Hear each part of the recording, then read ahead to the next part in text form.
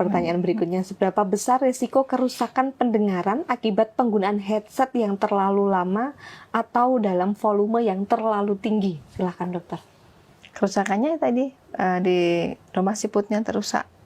Itu bisa pecah nggak dok? Enggak, rumah siput itu kalau gendang telinga Oh iya, lobang. Tapi kalau itu karena trauma, karena infeksi. Tapi kalau saraf telinga enggak, fatigue aja capek. Dan kemudian dia responnya enggak respon. Jadi kurang pendengarannya karena saraf telinga yang rusak. Jadi ditesnya harus pakai alat itu kan. Begitu, jadi nggak ada pecah itu nggak ada, cuman di dalam aja yang nggak respon kok harus lebih keras. Jadi memang apa namanya nggak kelihatan dengan mata telanjang ini nggak kelihatan gangguan pendengaran itu. Jadi istilahnya kalau anak tuli kongenital itu ya, tuli yang disebabkan pada saat lahir, waktu saat lahir tuh dia kan silent difabel. Orang nggak tahu loh kalau dia kurang dengar, tahu setelah dia ngomong, kok ngomongnya nggak jelas. Nah, berarti dia ada gangguan pendengaran. Gitu. Tapi kalau gangguan telinga itu pokoknya kalau udah saraf ke telinga kurang pendengaran itu adalah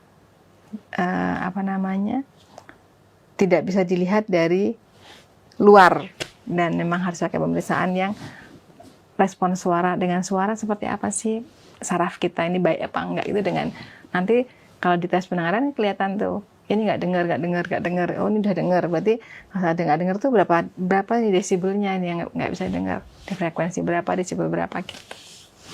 Baik dokter, ternyata ada alatnya masing-masing ya dok ya? Ada. Nah, kalau orang awam seperti saya nggak tahu nih, oh ternyata dunia kesehatan, dunia kedokteran udah maju sekali ya. Maju. Kalau dulu ya cuma hanya tes karbutala. Karbutala itu nggak bisa mengetahui ini derajatnya ringan, sedang atau berat atau sangat berat. Cuman kurang dengarnya konduktif itu hantarannya karena salurannya tadi ada infeksi apa enggak, sama gangguan saraf apa enggak, dah gitu aja. Dulu saraf atau gangguan penghantaran.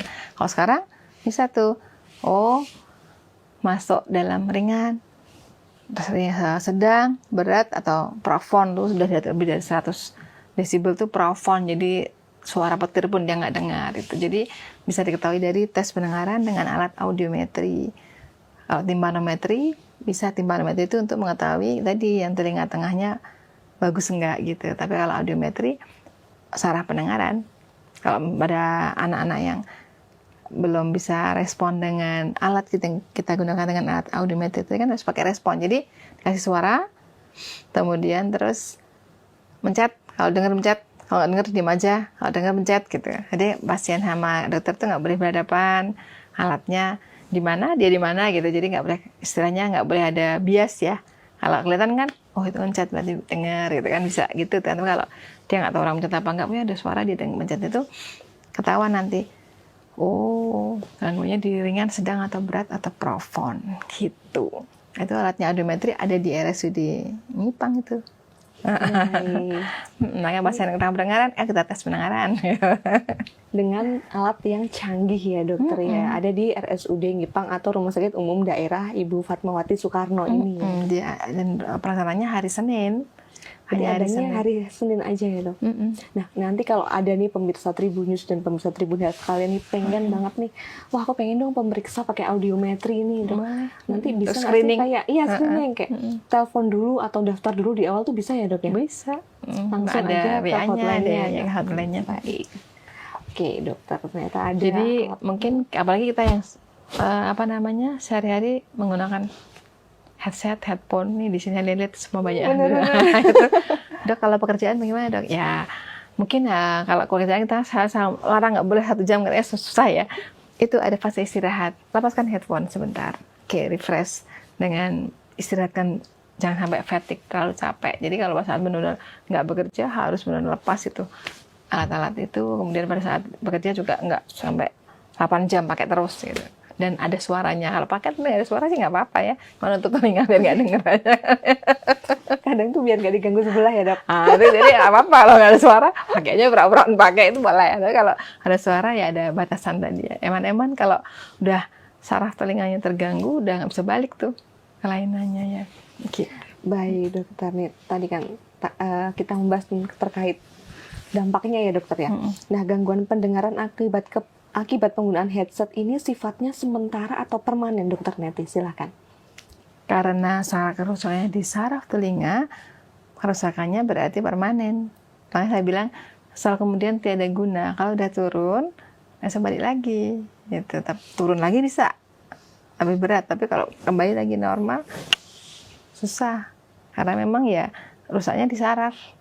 Gitu. Kalau memang harus nanti, kalau benar-benar sudah mengganggu aktivitas atau sosial ya, kalau kita ngomong nggak dengar kan, menarik ini dari pergaulan kan, daripada saya malu dibilang nggak dengar, akhirnya diem aja, nggak respon, nanti nggak dengar. Itu harus pakai alat bantu dengar nanti. Karena kan kalau nggak pakai alat bantu dengar, dia nggak bisa bersosialisasi dengan yang lain.